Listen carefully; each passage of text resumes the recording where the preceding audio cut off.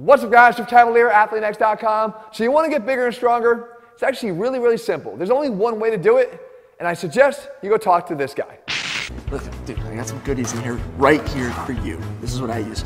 I got some farm school grade HGH, low dose tren, and dude, best of all, low grade beaver tranquilizer. Yeah, you man, want any? I'm good, man. What do you mean you're good? I'm good. Bro, these are gains. Do you want gains? Dude, you don't want gains? This is where your gains are, in this bag!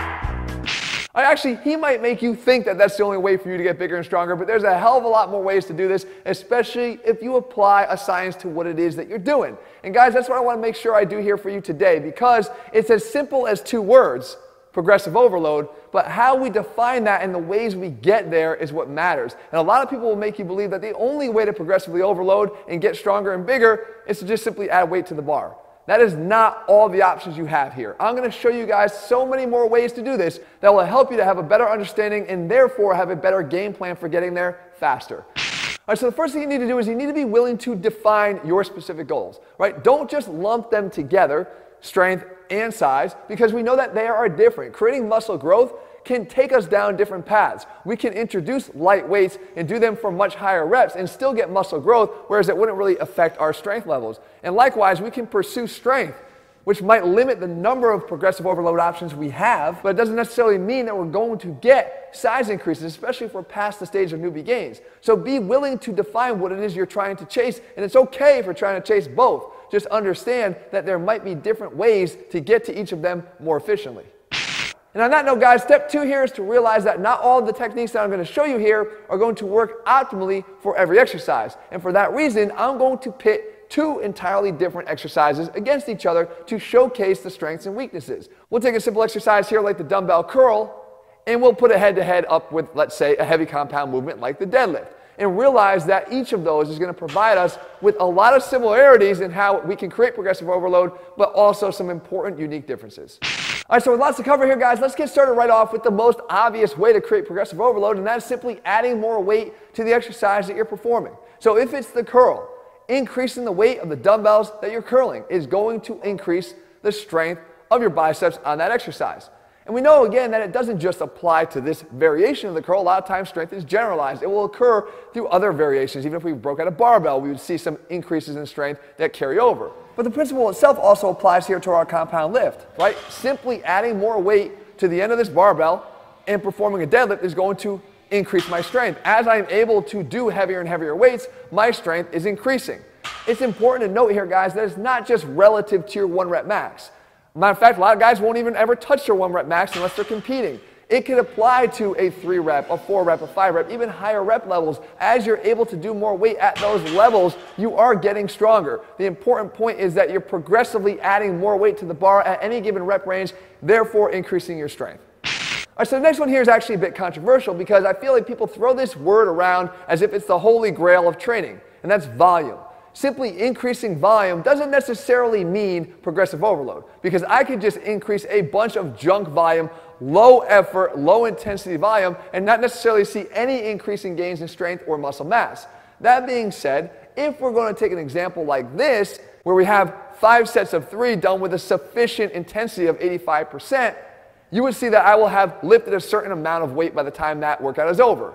And if instead we increase the number of sets we did with the same exercise and the same weight at the same intensity level, here we look at an increase in the number of pounds that we lift by the time the workout's over. That is a form of progressive overload. But again, it's dependent upon the intensity at which we're training.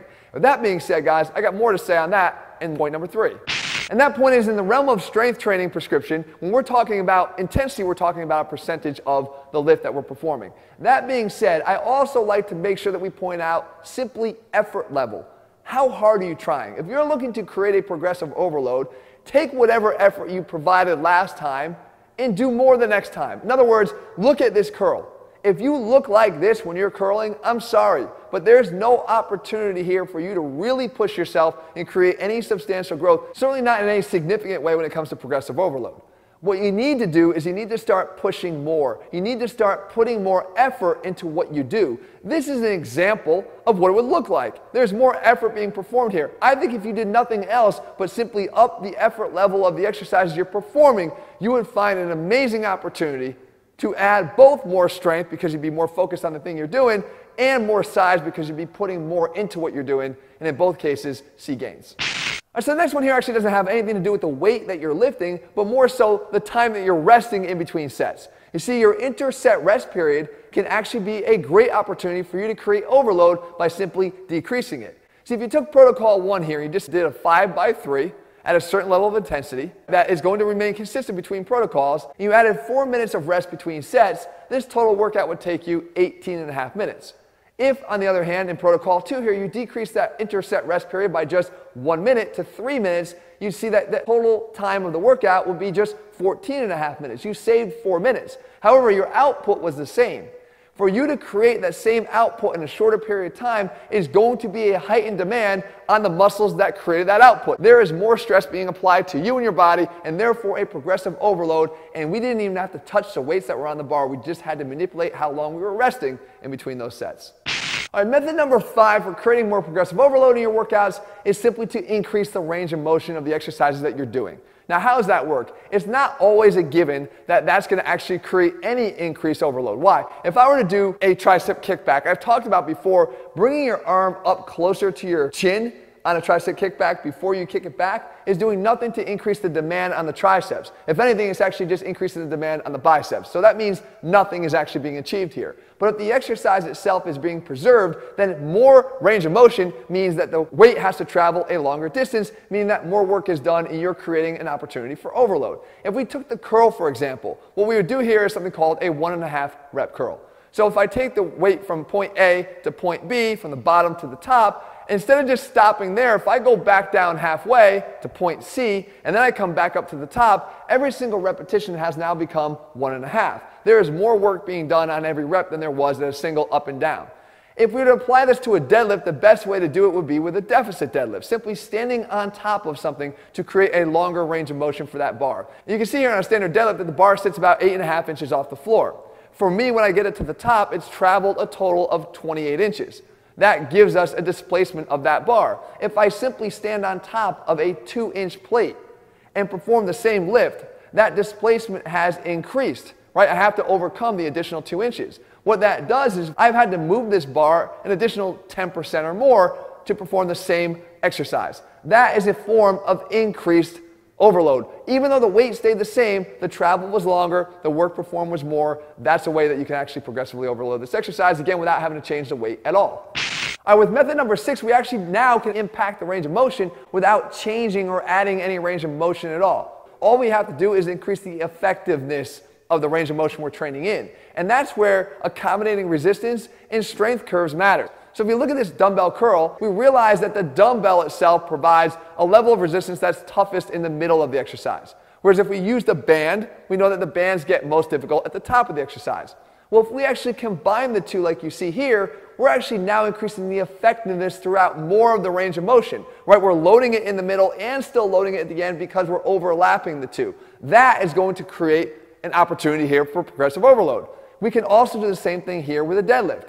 If I took chains and I added them to the end of the bar, we're not having to lift the weight of the chains until we get towards the top. As the deadlift gets easier, the amount of the weight of chains becomes more of a factor. As they become unraveled and hang more, we have more weight of the chains to lift. That is helping to, again, build a complementary strength curve. Use accommodating resistance to take the same exercise with an additional implement incorporated into it and make it more difficult with more progressive overload. Method number 7 has to do with the pace at which you perform your lift. Pacing can be something incredibly effective for creating overload. Look, if I told you to do an air squat, you'd probably say, that's not really hard at all. But if I told you to do a wall sit and stay there, how long could you actually sit there? It's going to become more difficult because you're accruing time under tension.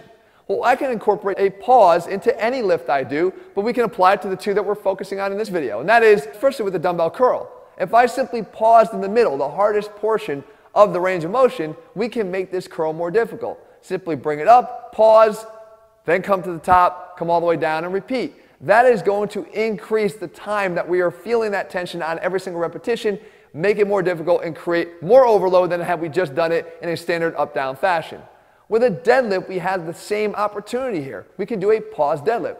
You rip that thing off the floor, but you stop below knee level, and you hold the bar. Be able to reinitiate without momentum, we're going to get into that next, and pull that bar all the way up to the top. Again, more overload than had you just ripped the bar from the floor without stopping. So I mentioned momentum. Let's talk about it with our 8th technique here, and that is we want to reduce momentum in the lift. We can create progressive overload if we take out the urge to let momentum take over. If I took that dumbbell curl and instead of doing them one arm at a time, where I have the benefits of getting into a rhythm and generating some good momentum as I lean into that working arm, we can do them 2 arms at a time. This actually eliminates a lot of that momentum, forces us to move more weight and control more of that weight with our core, which makes this a more difficult exercise. If you haven't tried it, just try it and you'll feel it right away. We can apply the same thing here to the deadlift as well. I'm sure you've seen people do touch and go deadlifts, which look like this, or a regular deadlift. Now, the touch and go deadlift is not something that should be avoided altogether. It depends on what you're training for. If you're looking for more of a metabolic effect from the deadlift, you can use a touch and go form. If you're looking to create overall strength from the exercise, then you're going to want to stop on every single repetition. Pull from the floor from a dead stop, hence where the name comes from. Either way, if you were used to doing touch and go deadlifts and you switch to a regular traditional deadlift, you're going to have effectively an increased overload. So there you have it, guys. Getting bigger and stronger can actually be boiled down to 2 words, progressive overload, and it also relies again on the goal that you have set for your own training. It's possible to do both, but it's always more easily achieved if you have a game plan for getting there, and when you realize it's not just about adding weight to the bar, there's a lot of other things we can do to speed that up and give us more options in our training to make it actually more fun. If you're looking for ways to train, guys, and do it in a step-by-step way, all of our programs provide that over at ATHLEAN-X.com. If you found the video helpful, make sure you leave your comments and thumbs up below. Let me know what I'm going to cover. I'll do my best to do that for you. And if you haven't done so, guys, please click subscribe and turn your notifications so you never miss a new video when we put one out. All right, guys, see you soon.